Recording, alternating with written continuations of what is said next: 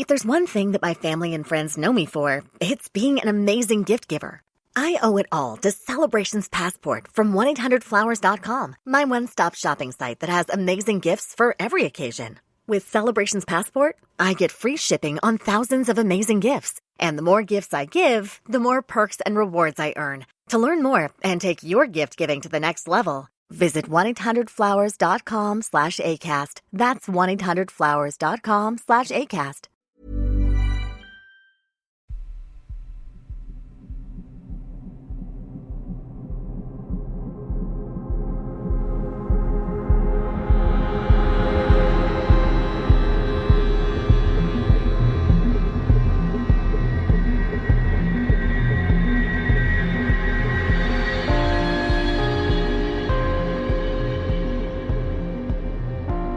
Hello and welcome to mini episode 343 of Real Life Ghost Stories, and I have 3 spooky stories for you today, and the last story comes from the 29th of February 2024, and story number 1 comes from Alyssa.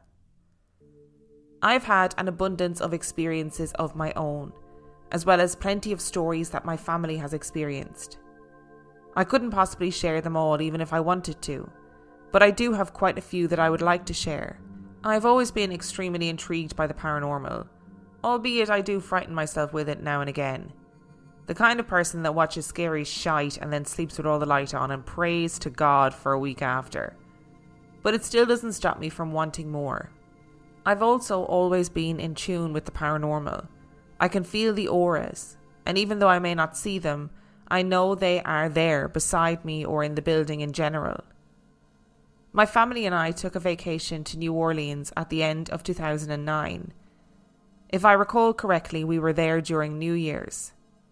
I remember because my sister and I took a goofy picture with our sparkling grape juice turned so the labels were facing away. I was 14. We stayed in a motel outside of the city. I absolutely love New Orleans and I'll go as many times as I can. Mom booked a tour with a company that does haunted tours. Our guide was an Irishman and he did so well. We had stopped at a bar for a break at one point and he walked out of the building making a joke. So, an Irishman walks out of a bar. It can happen. There were many sites on the tour, but the biggest and most active spot was the LaLaurie mansion. If you don't know the story of the LaLaurie mansion, I highly suggest that you read up on it. It's honestly a sad story, very horrific. A woman by the name of Madame Delphine McCarthy LaLaurie owned the mansion. She had many slaves within her employment. Later it was discovered that slaves were tortured, beaten, starved and experimented on. The reason for this discovery was because of a fire that was started. It was allegedly started by a slave to try and expose her and the conditions in which the slaves lived in. The guide stopped us on the opposite corner, on the opposite side of the street. He explained stories to us, horrific stories, but premised that they no longer stop in front of the mansion because people get sick and hurt and have issues. I believed him, but didn't figure it was truly something that occurred that often. And as we walked along the street, stepping in front of the mansion but still on the other side, my sister doubled over. Her stomach was beyond upset. My sister doesn't really believe in the paranormal, like at all. I can't recall that she really has ever said anything aside from this trip. We made it across the street and rushed beside the mansion. If you've ever been to New Orleans, you will see the long, narrow alleyways blocked by black iron gates. At night, in the dark, they are incredibly spooky. It was said that slaves were kept chained up in these alleyways when they were brought into the city and waiting to be sold. Just before the alleyway, there is a window into a building, like one you would see when you are window shopping and a mannequin is posed in it. It was just a rocking chair and a few decorations, nothing super special. Of course, like any person would do, my mom took pictures along our tour. This window was one that she took a picture of, and of the mansion itself. We continued our tour, visiting different spots, graveyards, etc. By the end of the night, we headed back to the motel. In the middle of the night, my mom and my youngest sister, who is still very connected with paranormal activity, both woke up scared as hell. They both had seen a white woman floating above their bed. I didn't experience that, but to this day they talked about how they couldn't move and lay terrified beneath her. The trip ended and we got home. Big bummer because I didn't want to leave. A week went by and my mom decided to upload the photos of our trip onto her computer. She turned white and called us over, freaking out and not believing what she was seeing. We sat down beside her and scrolled through the pictures. Each picture of the mansion shows what looked like smoke billowing out of the windows, which, as mentioned, there was a fire that helped the slaves to be found. Creepy, right? Then we get to the picture of the rocking chair window, and in the rocking chair is the silhouette of a black woman and a young boy standing beside her. I've never been more freaked to see such tangible evidence of such a thing. And to make matters even crazier, my mom went to print the photos a few days later and all of them were wiped. The photos still existed on her computer, but they were completely grey. Nothing on them. Fast forward 13 years. My youngest sister is now turning 21. On November the 13th, 2022. My son shares a birthday with her, and I'd been invited onto her NOLA trip for her birthday, which she had been planning for 2 years. My mom was kind enough to watch my son for me so that I could go on the trip. Honestly, this vacation was probably the best one I've been on in a long time. As I said earlier, I love New Orleans. We run the sights of New Orleans. We only had 4 days to get around, so we packed it full. We stopped in at Bloody Mary's Haunted Tours, Haunted Museum and Voodoo Shop. Nearly everyone had their cards read, with the exception of my dad and myself. But the real experience was in the Haunted Tour. See, above a portion of the shop is a tiny little apartment. And up in that tiny little apartment, a very, very horrible thing happened. It is the story of Zach and Addie. There is much to the story behind it, and it is another that I suggest you look more into. But to give you the very quick gist, Zach murdered Addie in this tiny apartment. And then he dismembered her, stored her in various spots in the kitchen, and waited 2 weeks before saying anything to anyone. He left a note for the police to find, detailing everything he had done. And then he jumped from the 7th floor of the Omni Royal Orleans Hotel. His pocket had a plastic bag, and within it were his army dog tags, a handwritten note in the back pocket, and the keys to the apartment in the front. As soon as we went to walk through the back door of the shop to start the tour, already the door was being opened and closed on its own. Intimidating. Once through, the tapestry hiding another door opened. Inside the Bloody Mary bathroom, fully functioning and used twice by the girls, I stepped in and watched the curtains across from the toilet sway until it formed to the shape of legs. As we walked through to a courtyard and then right back into a door to go above the shop and into the apartment. The random assortment of things you see are offerings to Addie. But take note of the stove, the fridge, and the bathtub, all original. Walking up those steps, there instantly was this weight on my chest. All of us could feel it, and it was beyond freezing. There was no air on of any sort. I felt it was colder in the apartment than it was outside, and it was damn cold outside. I felt so nauseous being in the kitchen. But honestly, the biggest part of the experience was pulling out my phone and standing in the corner of the room, while everyone else sat in silence and listened as I read the story of Zach and Addie in its entirety. As I read, I felt the atmosphere change. I felt more pressure on myself, and I struggled not to pass out a couple of times. Near the end of the article, I had to stop and apologise because my eyes were stinging and watering uncontrollably for no apparent reason. They hurt so bad. It was eerie to be in there. I was drawn to it, but at the same time I wanted to leave, though I honestly couldn't tell you why I felt the need to leave. The place has 13 known ghosts said to haunt it. and the shop does genuine ghost hunts upstairs. I can promise you I will be one of those ghost hunters. Even recalling that tale gave me a tense feeling in the back of my skull. I'll just tell one last bit of my experiences, all tied to my current apartment. I moved into this apartment in January of 2021. My husband at the time and I had not had our own place to live in quite some time. COVID left us without our own house, and we hopped couches and houses until we had a breakthrough and managed to get this place. I love my little apartment. It's tiny and the rent is too high, but it's mine. I now live in it with my 4-year-old son, my boyfriend and his 5-year-old daughter. When I moved into this apartment, I didn't feel anything off necessarily, but I don't think I was truly looking for it. Over time, I could feel the presence of a spirit, but not a harmful one. And as if to confirm that, I began to see my son's toys going off on their own.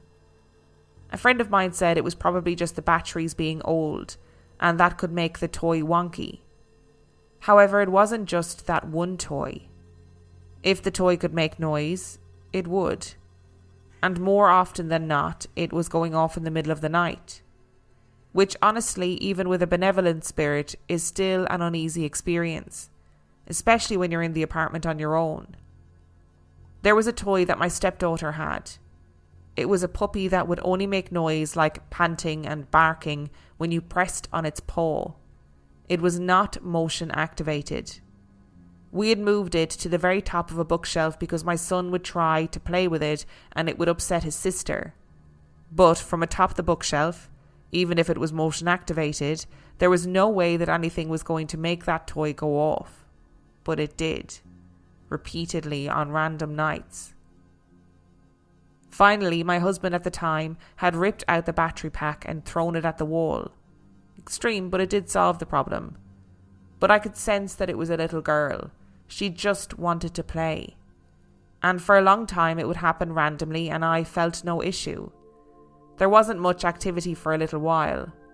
There was a lot of stress in the house as we went through the separation and I tried to get my ex to leave the apartment. But in the summer of 2023, I started having issues. Toys would go off again, but that was something I expected to happen. But it was my son's constant night terrors. He had me on edge. Each night, he woke from his sleep and he was inconsolable. We found out he had an iron deficiency and gave him supplemental gummies. But it was what happened during one of these episodes that scared me. I heard him start to cry in his bedroom. I am a restless sleeper as is, but I was extra sensitive because of his issues. I sat up because he was talking to someone, frantically arguing against whatever the other person was saying. The only other person that would have been able to speak back to him was my boyfriend's daughter, and she was fast asleep. There was no other person. I can't recall now what the conversation was, as I only heard my son's side, but I remember being terrified and not okay with the way the conversation was going. My son was upset, telling the other thing no to whatever it was trying to ask him to do. And when I went into the bedroom, he was facing the corner of his room with his back to me, and it scared me. He turned around and he was disoriented. I snatched him up and I brought him into bed with me. It took forever to fall asleep. I chose to buy a cleansing kit, but I never used it. It sits on my desk. But it seems like ever since I bought it, even without using it, things don't happen anymore. But I still feel the presence. I will say aloud that it cannot touch me or my family, that God protects this house and they are not welcome to interact with us. But that it doesn't have to leave if it doesn't want to. It just can't be with us as a part of our routines. New Orleans is on my list of places to go, and I've been saying that for the 5 years that I've been doing this podcast. But it really is on my list of places to go because it seems like an amazing city to visit. And to me, it feels like one of those places where, I don't know, even if it's not haunted by the ghosts of the enslaved people that were sort of imprisoned in the LaLaurie mansion, in the LaLaurie house, that it's one of those places that is so in the public consciousness. It is so often talked about and discussed and explored as a paranormal destination that potentially it's one of those, tulpa situations. Like, there is so much energy that is given over to conversations about the LaLaurie mansion and visiting it and exploring it, and people are so aware of the awful things that happened there that it sort of seems like if there wasn't already an energy there, then there would be. And I think it's incredibly poignant that in those pictures that your mum was looking at, that she took on that tour, that there was smoke, seemed to be smoke coming out of the windows. And equally to see the actual apparition of a woman and a child, that is crazy. I also didn't know the story of Zach and Addie, and it is a story that I'm going to have to look into. And I find it fascinating that these physical spaces can cause people to have such physical responses, like your sister doubling over in pain in front of the LaLaurie mansion, and you feeling like you were going to pass out, feeling sick, feeling this weight on your chest, feeling pain in your eyes. Even if that is psychosomatic, I think it's amazing that you can feel so bad, feel so physically ill being in a place. And I'm not saying, Alyssa, that your experience was psychosomatic. I'm just putting it out there that even if it is psychosomatic, it's pretty amazing the power of a story. And to be really honest, if I had had children, honestly, no toys for any children in my household, because toys run the risk of haunting, you know what I mean? Toys going off in the middle of the night, toys being moved. I don't want it. Okay, it's not in my household. Oh, and I would be absolutely shitting myself if I woke up in the night and any child in my vicinity was sitting up arguing with an unseen entity. I don't know how you parents do it, honestly. Millions of people have lost weight with personalized plans from Noom. Like Evan, who can't stand salads and still lost 50 pounds. Salads generally for most people are the easy button, right? For me, that wasn't an option. I never really was a salad guy. That's just not who I am. But Noom worked for me. Get your personalized plan today at Noom.com. Real Noom user compensated to provide their story. In 4 weeks, the typical Noom user can expect to lose 1 to 2 pounds per week. Individual results may vary. Hey there, it's Michelle Norris. I'm host of a podcast called Your Mama's Kitchen. When I travel, I'm usually looking for a way to find a taste of home when I'm not at home. And one of the things I love to do when I am at home is entertain. And Airbnb allows me to do that. When I was in California recently, I rented a house that had a great kitchen. And when we were sitting around the table, we were all thinking, we're in someone else's house. Someone could be in all of our homes as well. If you have a home, but you're not always at home, you have an Airbnb. Your home might be worth more than you think. Find out how much at airbnb.com/host.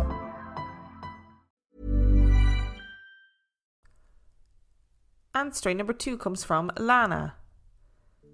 I've only had a handful of paranormal experiences in my life. The first one happened on a cold spring night in New Jersey in April of 1994. I was in grade school. And although I was young, I was mature for my age. I had a big sister who influenced me and constantly introduced me to current music and pop culture. This particular day stood out in my mind because everyone was going crazy over Kurt Cobain's death, which had just hit the news. One of my best friends, Amanda, invited me over to her house to hang out that night. We lounged around talking about Kurt and trying to analyse his lyrics for clues while listening to the radio in her bedroom upstairs. We also talked about scary stuff and told each other ghost stories that we had heard from other friends and relatives. Out of curiosity and being dumb kids, we decided to try the Bloody Mary game. Although we've heard stories from other kids, this was our first time trying it out and we didn't know what to expect. I stood in front of her vanity mirror near her bedroom door and started spinning and chanting Bloody Mary 3 times. On the third spin, her bedroom door violently slammed shut. We both looked at each other in shock. No one else was upstairs. We ran to the door so we could escape her room, but found that we were also locked in. Her bedroom door could only be locked from the inside, so it wasn't possible to lock us in the room from the outside. We yelled and banged on the door for minutes until her dad heard us. He ran upstairs to let us out, only to find that the door wouldn't open from the outside either. Amanda was crying, and I just stood there in disbelief. We sat in the room for 15 minutes while her dad used a screwdriver to take off the doorknob and free us. It's been 30 years, and I'm pretty sure neither of us has tried that game since. Another experience happened on my first trip overseas to England. I was 12 years old and vacationing with my older sister and my parents. My mom always picked strange locations that she found in travel books for us to stay in. Keep in mind this was before Yelp reviews and Google. The bed and breakfast she picked was about 500 years old and it definitely looked it. We dragged our bags up 6 flights of dark, unstable and narrow staircases to find our dingy little room. To our horror, it looked like it hadn't been updated or cleaned in 50 years or more. Unfortunately, it was too late to get our money back, and after a long flight from Los Angeles to London, we were glad to see a bed. Any bed. There were 3 in the room. 1 large bed for my parents, a twin size, and a tiny short bed that looked like it had a bloodstain on it. Being the spoiled brat that I was, I demanded the twin bed for myself, and my older sister, who was 18 at the time, got the bloody baby bed. As we settled in for the night, my sister and I decided to watch some TV before bed. As we were checking out what MTV was like in the UK, I turned to say something to my sister but paused in shock as we both watched her hard shell glasses case levitate about 3 or 4 inches off the nightstand, wobble back and forth in the air, and drop back down to the nightstand with a thud. There is no explanation I can even think of for this to happen. I wish I could brush it off as my imagination, but my sister and I both saw it clearly with our own eyes. There were a couple of more bizarre incidents on that trip, but I will save those stories for another time. Let's just say England is the most haunted place I have ever been. I've travelled back to England at least 15 times since then, and I've been around the world, but I've never had more paranormal experiences like I've had in England. England has some very old buildings, that is very true. But in regards to your Bloody Mary story, this is the second time I'm going to bring up tulpas and energy on the podcast. You know, I do think the Bloody Mary legend has something in it. I was actually speaking to the lovely Tim about this recently, that there is a scientific phenomenon that the name of which I can't remember, which is helpful.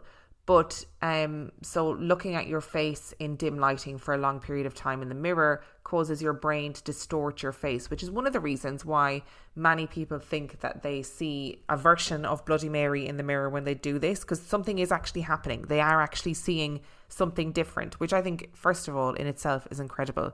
Second of all, there are lots of people who talk about doing Bloody Mary and door slamming or things breaking. Is this an energy thing? Is this because people are terrified in that moment? They really believe something is going to happen, and as a result, something happens?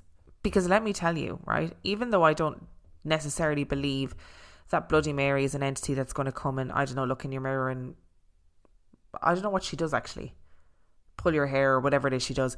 I'm still not doing it. I'm still not standing in the mirror and going Bloody Mary 3 times, because clearly I'm still somewhat afraid of it. And Lana, I absolutely loved the second part of your story, if only for the simplicity of it. You know, you're sitting there, you and your sister, checking out MTV, seeing if it's different in the UK, and then you turn and you both see a glasses case levitating inches in the air. Like, it's so simple. You so clearly weren't expecting this to happen. It's not like you were saying, we'd been hearing footsteps, this had been happening. Neither of you were primed for this experience. You just turned and saw it, and then it was like, okay, so that's just happened and 2 people witnessed it. I love it. And our final story today comes from Savannah. The first story I have is what made me believe in ghosts and the paranormal. It was when I was 7. I was visiting family in Florida. My aunt used to live in this house built in the 80s, but when she moved across the country, my uncle moved in with his family. I was visiting with my grandparents and we drove down in an RV. There wasn't a lot of space in the house, being a 2-bedroom and having 3 cousins. So most nights I slept in the top bunk of the camper. At the head of my bed was a small window with a broken shade, so at night I could see outside. The house was in the middle of nowhere and was pitch black outside at night. One of my biggest fears is looking outside at night and seeing someone staring back at me. One night it was storming so bad that I looked outside of the window to look at the lightning. I nearly shit myself when I saw a tall, dark figure in the tree line facing right towards me. I immediately hid under the blankets and forced myself to try to sleep. The next day I chose to sleep with my younger cousin in her room inside the house. I felt a lot better and not as uneasy.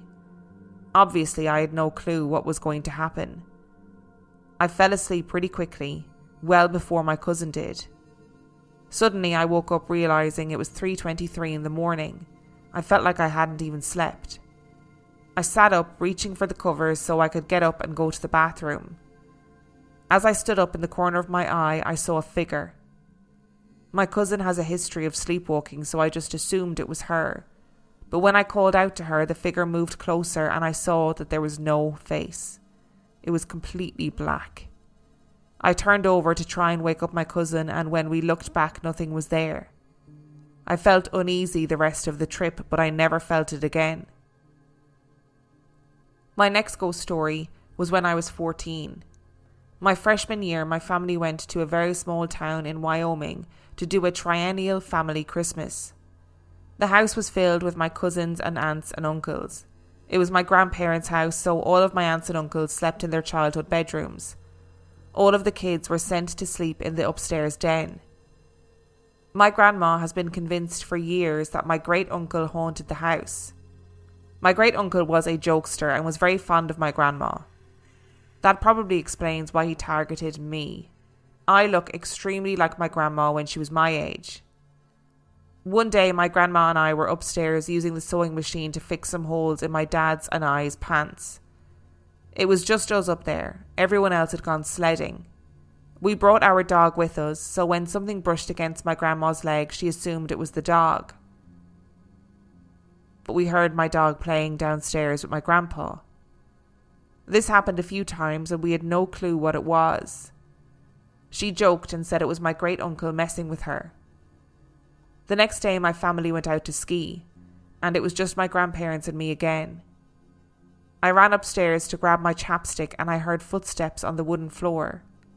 I assumed that one of my cousins probably slept in and didn't go skiing.